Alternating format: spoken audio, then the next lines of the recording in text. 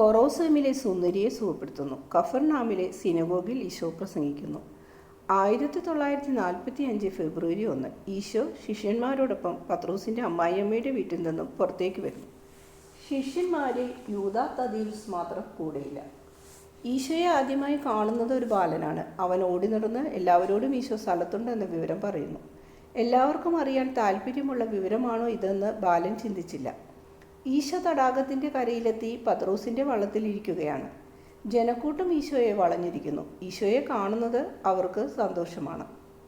അവർ ചോദിക്കുന്ന ചോദ്യങ്ങൾക്കെല്ലാം ശാന്തമായി പുഞ്ചിരിച്ചുകൊണ്ട് ഒട്ടും അക്ഷമനാകാതെ മറുപടി പറയുന്നു. അവരുടെ വാതോരാതെയുള്ള സംസാരം ഈശോ ഒരു ശല്യമായി കാണുന്നില്ല. സിനഗോഗിൻ്റെ അധിപൻ അപ്പോൾ അവിടെ എത്തി. ഈശോ എഴുന്നേറ്റ് നിന്ന് അയാളെ അഭിവാദ്യം ചെയ്തു. പൗരസ്ത്യ ദേശങ്ങളിൽ നിലവിലുള്ള ഔപചാരികമായ രീതിയിൽ അഭിവാദ്യം തുടർന്നു.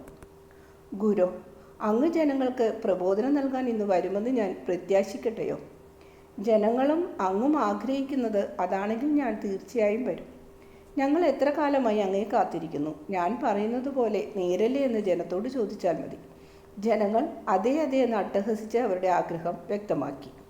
അങ്ങനെയാണെങ്കിൽ ഇന്ന് വൈകുന്നേരം നിങ്ങളോടൊപ്പം ഞാൻ ഉണ്ടായിരിക്കും. ഇപ്പോൾ നിങ്ങൾ പോകുവിൻ. എൻ്റെ സഹായം ആവശ്യമുള്ള ഒരാളെ കാണാൻ ഞാൻ പോകുകയാണ്.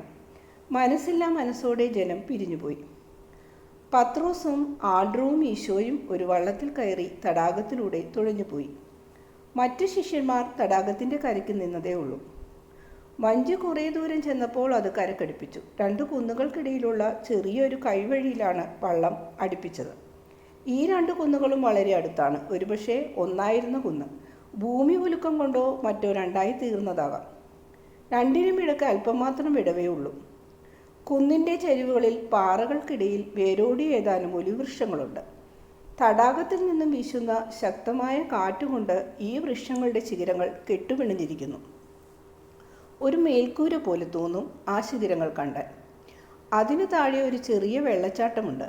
പതഞ്ഞൊഴുകി വീഴുന്ന ആ വെള്ളച്ചാട്ടം മലയുടെ മുകൾ ഭാഗത്തു നിന്നും ഒഴുകിയെത്തുന്ന തോടുകളിൽ ഒന്നു മാത്രമാണ്. വള്ളം കരക്കടക്കാറായപ്പോൾ ആൻഡ്രൂ വെള്ളത്തിലേക്ക് ചാടി വഞ്ചി വലിച്ച് കഴിയുന്നത്ര കയറ്റിയിട്ടു. ഒരു മരത്തിൻ്റെ ചുവട്ടിൽ കമ്പി കൊണ്ട് ബന്ധിക്കുകയും ചെയ്തു. ഈശോയ്ക്ക് കരക്കിറങ്ങാൻ പത്രോസ് വള്ളത്തിൽ നിന്ന് ഒരു പലക വെച്ചു കൊടുത്തു. അതിനു മുമ്പ് തന്നെ വള്ളത്തിൻ്റെ പായ് ചുരുട്ടിക്കഴിഞ്ഞു. ഞങ്ങൾ ചെയ്യുന്നത് പോലെ ചെരുപ്പും മേലങ്കിയും മാറ്റുന്നതാണ് നല്ലത്. ഇവിടെ നല്ല നീരൊഴുക്കുണ്ട്. അതുകൊണ്ട് പലകയിട്ടാലും അത് ഉറച്ചിരിക്കില്ല. സൂക്ഷിച്ചു വേണം ഇറങ്ങാൻ. ഈശോ നിർദ്ദേശങ്ങൾ അതേപടി പാലിച്ചു. കരക്കിറങ്ങിയ ശേഷം എല്ലാവരും ചെരുപ്പിട്ടു. ഈശോ തൻ്റെ മേലങ്കിയും ധരിച്ചു. ശിഷ്യന്മാർക്ക് മുട്ടുവരെ എത്തുന്ന കറുത്ത അടിവസ്ത്രം മാത്രമേ ഉള്ളൂ. അവൾ എവിടെ? ഈശോ ചോദിച്ചു. അവൾ ആ കാട്ടിൽ ഒളിച്ചിരിക്കുകയായിരിക്കും. അവൾ നമ്മുടെ സ്വരം കേട്ട് കാണും. ഉടുതുണിയില്ലാത്ത രീതിയിലാണ് അവൾ കഴിയുന്നത്. അവളെ വിളിക്കൂ. പത്രോസ് ഉറക്കെ വിളിച്ചു പറഞ്ഞു, കഫർനാമിലെ റബ്ബിയുടെ ശിഷ്യനാണ് ഞാൻ. റബ്ബി ഇതാ വന്നിരിക്കുന്നു, പുറത്തേക്ക് വരൂ.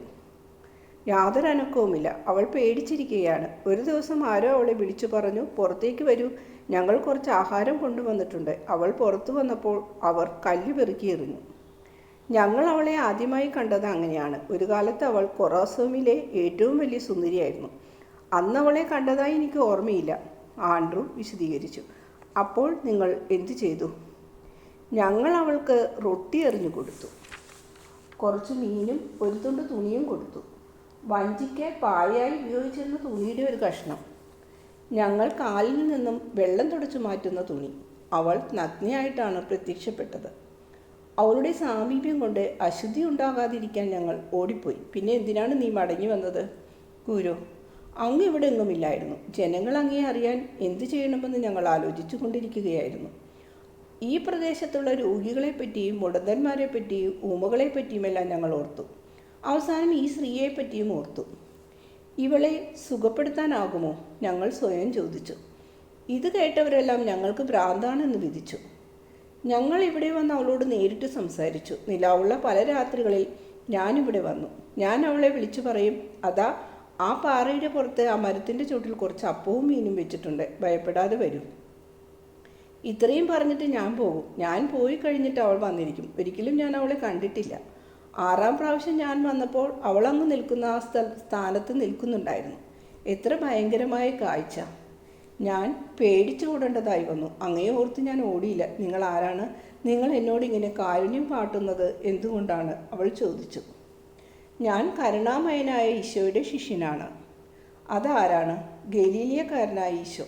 ഞങ്ങളെപ്പോലെയുള്ളവരോട് കരുണ കാട്ടണമെന്നാണോ അദ്ദേഹം പഠിപ്പിക്കുന്നത്? എല്ലാവരോടും കാരുണ്യം കാട്ടണമെന്നാണ് ഈശോ പഠിപ്പിക്കുന്നത്. ഞാൻ ആരാണ് എന്ന് നിങ്ങൾക്കറിയാമോ? ഒരു കാലത്ത് കൊറോസിമിലെ ഏറ്റവും വലിയ സുന്ദരിയായിരുന്നു. ഇപ്പോൾ ഒരു കുഷ്ഠരോഗി. എനിക്കും കാരുണ്യം ലഭിക്കുമോ? ഗുരുനാഥൻ പറയുന്നത് അവിടുത്തെ കാരുണ്യം എല്ലാവർക്കും വേണ്ടിയാണ് എന്നത്രേ. ഗുരുവിനെ അനുഗമിക്കുന്ന ഞങ്ങളും എല്ലാവരോടും കാരുണ്യപൂർവ്വം പെരുമാറാൻ ശ്രമിക്കുന്നു. ഞാനിത് പറഞ്ഞപ്പോൾ അവൾ മുഖത്തടിച്ച പോലെ ദൈവദൂഷണമാണ് പറഞ്ഞത്. അവൾ പറഞ്ഞു, നിങ്ങളുടെ ഗുരു ഒരു മഹാപാപി ആയിരുന്നിരിക്കണം. ഞാൻ അവളോട് പറഞ്ഞു, അല്ല, അദ്ദേഹം മിശിഹായാണ്, പുണ്യവാനാണ്, ദൈവത്തിൻ്റെ പ്രിയപ്പെട്ടവനാണ്. എനിക്ക് യഥാർത്ഥത്തിൽ അവളോട് പറയാൻ തോന്നിയത് നീ ശപിക്കപ്പെട്ടവളാകട്ടെ എന്നാണ്. പക്ഷേ ഞാൻ പറഞ്ഞില്ല. ദൈവത്തിൻ്റെ കാരുണ്യത്തെപ്പറ്റി ചിന്തിക്കാൻ അവളുടെ വേദന അവളെ അനുവദിച്ചില്ല. അവൾ കരഞ്ഞുകൊണ്ട് പറഞ്ഞു, അദ്ദേഹം നല്ലവനും ദൈവത്തിൻ്റെ ദൂതനുമാണെങ്കിൽ സുന്ദരിയിൽ താല്പര്യം കാണില്ല. എങ്കിലും ഈ കുഷ്ഠരോഗിയോട് കാരുണ്യം കാട്ടിയേക്കും. ഞാൻ പ്രതീക്ഷിച്ചിരുന്നത്, ആശിച്ചിരുന്നത്, നീ എന്താണ് ആശിച്ചിരുന്നത്? സുഖപ്പെടുമെന്ന്, തിരിച്ച് നഗരത്തിലേക്ക് പോകാമെന്ന്, മനുഷ്യരുടെ ഇടയിൽ കഴിയാമെന്ന്, പിച്ചെടുത്തിട്ടായാലും മനുഷ്യരെ കണ്ടുകൊണ്ട് ജീവിക്കാമെന്ന്. ഇവിടെ വന്യമൃഗങ്ങളുടെ ഇടയിലെ ഒരു മൃഗത്തെപ്പോലെ ജീവിക്കുന്നത് അവസാനിക്കുമെന്ന്. എന്നെ കാണുമ്പോൾ മൃഗങ്ങൾ തന്നെ ഭയപ്പെട്ടു പോകുന്നു. നീ നഗരത്തിലേക്ക് മടങ്ങിപ്പോയാൽ നേരും നെറിയുമുള്ളവളായി ജീവിക്കുമെന്ന് ദൈവസാക്ഷിയായി സത്യം ചെയ്യാമോ? ഞാൻ ചോദിച്ചു. സത്യം ചെയ്യാം. ഞാൻ ചെയ്ത പാപങ്ങൾക്കുള്ള ശിക്ഷയാണ് ഞാൻ അനുഭവിക്കുന്നത്. ഇപ്പോൾ ഞാൻ മനസ്താപപ്പെടുന്നു. എൻ്റെ പാപങ്ങൾക്ക് ഞാൻ പരിഹാരം ചെയ്യുകയാണ്. പാപത്തെ ഞാൻ ഹൃദയത്തിൻ്റെ ആഴങ്ങളിൽ നിന്നും വെറുക്കുന്നു. അവൾ ഇത്രയും പറഞ്ഞപ്പോൾ അങ്ങയുടെ നാമത്തിൽ അവൾ സുഖം പ്രാപിക്കുമെന്ന് അവൾക്ക് ഉറപ്പു നൽകാൻ ഞാൻ ഒരുപ്പെട്ടു. അവൾ എന്നോട് പറഞ്ഞു, നിങ്ങൾ മടങ്ങി വരണം, തീർച്ചയായും മടങ്ങി വരണം. എന്നോട് നിങ്ങളുടെ ഗുരുനാഥനെ പറ്റി പറയണം. കണ്ണുകൾ കൊണ്ട് കാണുന്നതിന് മുമ്പ് എൻ്റെ ആത്മാവ് അദ്ദേഹത്തെ അറിയട്ടെ. ഞാൻ പലപ്പോഴും ഇവിടെ വന്ന് അങ്ങയെപ്പറ്റി എൻ്റെ കഴിവിനനുസരിച്ച് അവൾക്ക് പറഞ്ഞു കൊടുത്തു. ഇപ്പോൾ ഞാനിതാ ഇവിടെ വന്നിരിക്കുന്നു, എൻ്റെ ആൻഡ്രു ആദ്യമായി മാനസാന്തരപ്പെടുത്തിയ ആൾക്ക് ആത്മരക്ഷ നൽകുവാൻ. ഈ സമയം അത്രയും സംസാരിച്ചു കൊണ്ടിരുന്നത് ആൻഡ്രു ആണ്. പത്രോസ് നീർച്ചാലിൻ്റെ മുകൾ ഭാഗത്തേക്ക് കല്ലിൽ നിന്ന് കല്ലിന്മേൽ ചാടിപ്പോയി കുഷ്ഠരോഗിയെ വിളിച്ചു കൊണ്ടുവരുവാൻ ശ്രമിക്കുകയായിരുന്നു.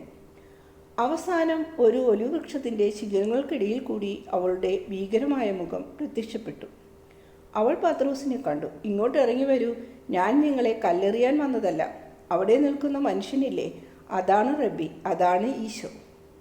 ഇത് കേട്ട ആ സ്ത്രീ കുന്നിൻ്റെ ചരിവിൽ നിന്നും ഓടിയിറങ്ങി വന്നു. പത്രോസിനേക്കാൾ മുമ്പേ അവൾ ഈശോയുടെ മുമ്പിൽ വന്നു. ഈശോയുടെ കാൽക്കൽ വീണ് അവൾ പറഞ്ഞു, കർത്താവേ, എന്നോട് കരുണ കാട്ടണമേ. എനിക്കിതിന് കഴിവുണ്ടെന്ന് നീ വിശ്വസിക്കുന്നുവോ? ഞാൻ വിശ്വസിക്കുന്നു. അങ്ങ് വിശുദ്ധനാണ്. ഞാൻ തെറ്റ് ചെയ്തത് ഓർത്ത് ദുഃഖിക്കുന്നു. ഞാൻ പാപമാണ്, അങ്ങ് കാരുണ്യവും. അങ്ങയുടെ ശിഷ്യനാണ് ആദ്യമായി എന്നോട് കരുണ കാണിച്ച മനുഷ്യൻ. അയാൾ എനിക്ക് അപ്പം തന്നു, വിശ്വാസവും തന്നു. കർത്താവെ, എന്നെ സുഖപ്പെടുത്തണമേ. ആദ്യം എൻ്റെ ആത്മാവിനെ ശുദ്ധീകരിക്കൂ, പിന്നീട് എൻ്റെ ശരീരത്തെയും. ഞാൻ 3 രീതിയിൽ അശുദ്ധയാണ്. ഒരു തരത്തിലുള്ള വിശുദ്ധി മാത്രമേ അങ്ങ് തരുന്നുള്ളൂ എങ്കിൽ ആത്മീയമായ വിശുദ്ധിയാകട്ടെ.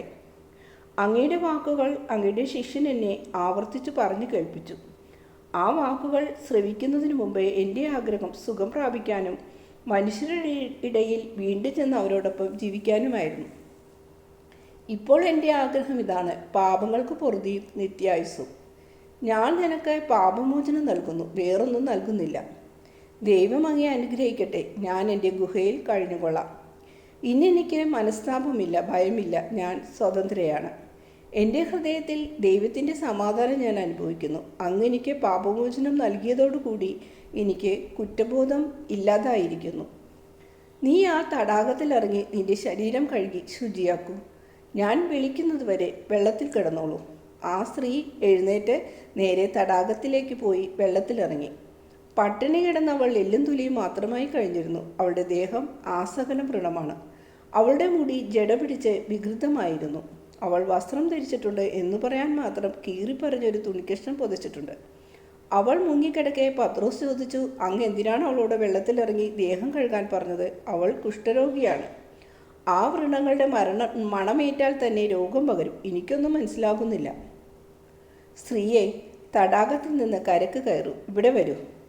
ആ മരക്കൊമ്പിൽ തൂക്കിയിട്ടിരിക്കുന്ന തുണിയെടുത്ത് പൊതച്ചോളൂ. വള്ളത്തിൽ നിന്നിറങ്ങി വന്നപ്പോൾ ഈശോയുടെ കാല് നനയുകയും കാല് തുടക്കാൻ ഈ തുണി ഉപയോഗിക്കുകയും ചെയ്തിരുന്നു. സ്ത്രീ തടാകത്തിൽ നിന്നും കയറി വന്നു. അവൾ പൂർണ്ണമായും നഗ്നയാണ്. അവൾ ഉടുത്തിരുന്ന പഴതുണി കഷ്ണം വെള്ളത്തിൽ ഉപേക്ഷിച്ചിട്ട് മരക്കൊമ്പിൽ തൂങ്ങിക്കിടക്കുന്ന ഉണങ്ങിയ തുണിയെടുക്കാൻ അവൾ പോയി. അവളെ കണ്ട് പത്രോസ് എന്തോ ഉറക്കെ വിളിച്ചു പറഞ്ഞു. നാണം കൊണ്ട് അവളെ നോക്കാൻ ആൻഡ്രൂ ധൈര്യപ്പെട്ടില്ല. എങ്കിലും പത്രോസിൻ്റെ അട്ടഹാസം കേട്ട് അയാൾ തിരിഞ്ഞു നോക്കി. ആൻഡ്രൂ അത്ഭുതം കൊണ്ട് ആർത്തു വിളിച്ചു. ഈശോയിൽ മാത്രം കണ്ണുനട്ട് അവിടെ നിന്നിരുന്ന ആ സ്ത്രീ ഈ ബഹളം കേട്ട് തിരിഞ്ഞു നോക്കി. പത്രോസും ആൻഡ്രുവും അവളെ ചൂണ്ടിക്കാട്ടിക്കൊണ്ട് എന്തോ പറയുന്നുണ്ട്. കുഷ്ഠരോഗം തന്നെ വിട്ടു പോയതായി അവൾ മനസ്സിലാക്കി. താൻ രോഗവിമുക്തയായി എന്നറിഞ്ഞ് അവൾ തൻ്റെ നഗ്നതയെപ്പറ്റി ബോധവതിയായി ഓടിമറയാൻ ശ്രമിക്കുന്നില്ല. അവൾ ഈശോയുടെ മുമ്പിൽ സാഷ്ടാംഗം വീണു കരയാൻ തുടങ്ങി. ഹൃദയഭേദകമായ രോദനം. ഈശോ മരക്കൊമ്പിൽ നിന്നും തുണിയെടുത്ത് അവൾക്ക് എറിഞ്ഞു കൊടുത്തു. വാത്സല്യപൂർവ്വം അവളുടെ തലയിൽ തലോടി. ഇനി നല്ലവളായി ജീവിക്കുക. നിന്റെ മനസ്താപം ഹൃദയത്തിൽ നിന്നുള്ളതായിരുന്നു. അതുകൊണ്ട് ഈ അനുഗ്രഹത്തിന് നീ അർഹയായി. ക്രിസ്തുവിലുള്ള നിന്റെ വിശ്വാസം വർദ്ധിക്കട്ടെ. ശുദ്ധീകരണം സംബന്ധിച്ചുള്ള ചട്ടങ്ങൾ പാലിക്കണം. ഞങ്ങൾ പോകുന്നു. ആ സ്ത്രീ കരഞ്ഞുകൊണ്ടേയിരുന്നു. എല്ലാവരും വള്ളത്തിൽ കയറി. പത്രോസ് പലക വലിച്ച് വള്ളത്തിലിടുന്ന ശബ്ദം കേട്ടപ്പോഴാണ് അവൾ കണ്ണുകൾ ഉയർത്തി നോക്കിയത്. കൈകൾ വിരിച്ചു പിടിച്ചുകൊണ്ട് അവൾ ഉച്ചത്തിൽ വിളിച്ചു പറഞ്ഞു, കർത്താവേ, അങ്ങേക്ക് നന്ദി. കർത്താവേ, അങ്ങ് അനുഗ്രഹിക്കപ്പെട്ടവനാകുന്നു. വള്ളത്തിൽ നിന്നുകൊണ്ട് ഈശോ കൈവീശി അവളോട് യാത്ര പറഞ്ഞു. വള്ളം ഒരു വളവ് തിരിഞ്ഞു. വള്ളം അവളുടെ കണ്ണുകളിൽ നിന്നും മറഞ്ഞു. ഈശോയും ശിഷ്യന്മാരും കഫർനാമിലെ സിനഗോഗിലെത്തി. കുഷ്ഠരോഗിയെ സുഖപ്പെടുത്തിയ വിവരം ഇതിനകം നാടാകെ പരന്നു കഴിഞ്ഞിരുന്നു. ജനങ്ങളുടെ ഇടയിൽ ഇതിനെപ്പറ്റി പതിഞ്ഞ സ്വരത്തിൽ സംസാരവും അഭിപ്രായ പ്രകടനവും നടക്കുന്നുണ്ട്. സിനഗോഗിൻ്റെ ഉമ്മറത്ത് ഞാൻ മാത്യുവിനെ കാണുന്നുണ്ട്. ഈശോയുടെ 12 ശിഷ്യന്മാരിൽ ഒരാളായി തീരുന്ന മാത്യു. എല്ലാവരും അയാളെ സൂക്ഷിച്ചു നോക്കുന്നത് കണ്ടിട്ട് അയാൾക്ക് അല്പം അസ്വസ്ഥത അനുഭവപ്പെടുന്നുണ്ട്. ചിലർ അയാളെ കളിയാക്കുന്നുണ്ട്. സിനഗോഗിൻ്റെ അകത്തേക്ക് കടക്കണമോ വേണ്ടയോ എന്ന് സംശയിച്ച് അറച്ചു നിൽക്കുന്നത് പോലെ തോന്നും. അവിടെ 2 പ്രീശന്മാർ വന്നു ചേർന്നു. വിലയേറിയ വസ്ത്രങ്ങളാണ് അവർ ധരിച്ചിരിക്കുന്നത്. മേലങ്കി വളരെ ഒതുക്കി പിടിച്ചാണ് അവർ അകത്തേക്ക് കയറുന്നത്. മാത്യുവിൻ്റെ ദേഹത്തെങ്ങാനും മേലങ്കി തൊട്ടാൽ അശുദ്ധമാകുമെന്നവർ ഭയപ്പെടുന്നത് പോലെ തോന്നുന്നു. ഈശോ ഉള്ളിലേക്ക് പ്രവേശിക്കുമ്പോൾ മാത്യുവിനെ സൂക്ഷിച്ചു നോക്കുന്നു. ഒരു നിമിഷം അവിടെ നിൽക്കുന്നു. മാത്യു തലകുനിക്കുന്നു. അത്രമാത്രം. സിനഗോഗിനുള്ളിൽ പ്രവേശിച്ചയുടൻ പത്രോസ് ഈശോയുടെ ചെവിയിൽ പറഞ്ഞു, ആ ചുരുളൻ മുടിക്കാരൻ ആരാണെന്നറിയാമോ? പെണ്ണുങ്ങൾ ഉപയോഗിക്കുന്നതിനേക്കാൾ കൂടുതൽ സുഗന്ധതൈലം ഉപയോഗിച്ചിരിക്കുന്ന ആ മനുഷ്യൻ, അയാളാണ് മാത്യു, ഇവിടത്തെ ചുങ്കക്കാരൻ. അയാൾ എന്തിനാണാവോ ഇവിടെ വന്നിരിക്കുന്നത്? ആദ്യമായാണ് അയാളെ സിനഗോഗിൽ കാണുന്നത്. ഒരുപക്ഷെ ഇന്ന് അയാൾക്ക് കൂട്ടിനാരെയും കിട്ടിയില്ലായിരിക്കാം. പ്രത്യേകിച്ച് സ്ത്രീകളെ. സാബത്ത് ദിവസങ്ങളിൽ കുടിച്ചു കൂത്താടുകയാണ് അയാളുടെ പണി. ഞങ്ങളിൽ നിന്നും 2-3 ഇരട്ടിയാണ് അയാൾ പിരിച്ചെടുക്കുന്ന ചുങ്കം.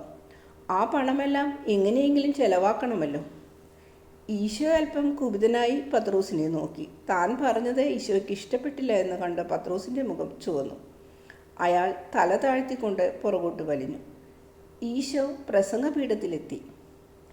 ജനങ്ങളോടൊപ്പം ഏതാനും പ്രാർത്ഥനകൾ ചൊല്ലുകയും ഗാനങ്ങൾ ആലപിക്കുകയും ചെയ്ത ശേഷം ഈശോ സംസാരിക്കാനായി ജനങ്ങൾക്ക് അഭിമുഖമായി നിന്നു. വേദപുസ്തക ഗ്രന്ഥങ്ങളിൽ എന്തെങ്കിലും വേണോ എന്ന് സിനഗോഗിൻ്റെ അധിപൻ ചോദിച്ചപ്പോൾ, വേണ്ട, ഞാൻ എന്തിനെ പറ്റിയാണ് സംസാരിക്കേണ്ടത് എന്ന് തീരുമാനിച്ചു കഴിഞ്ഞു എന്ന് ഈശോ മറുപടി പറഞ്ഞു. ഈശോ ജനങ്ങളോട് പറഞ്ഞു, ഇസ്രയേൽക്കാരുടെ രാജാവായിരുന്നു ദാവീദ്. വലിയവനായ ആ രാജാവ് പാപം ചെയ്തു. എന്നാൽ പാപം ചെയ്ത ശേഷം അയാൾ മനസ്തപിക്കുകയും ദൈവത്തോട് ദയ യാചിക്കുകയും ചെയ്തു. കാമവികാരം കൊണ്ട് ദാവീദിൻ്റെ ആത്മാവ് മൂടൽമഞ്ഞിൽ എന്ന പോലെ അന്ധകാരത്തിൽ അലഞ്ഞു നടന്നു. പാപം ചെയ്ത ശേഷം അയാൾക്ക് ദൈവത്തിൻ്റെ മുഖം കാണുവാൻ കഴിഞ്ഞില്ല, മനസ്സിലാക്കാനും കഴിഞ്ഞില്ല.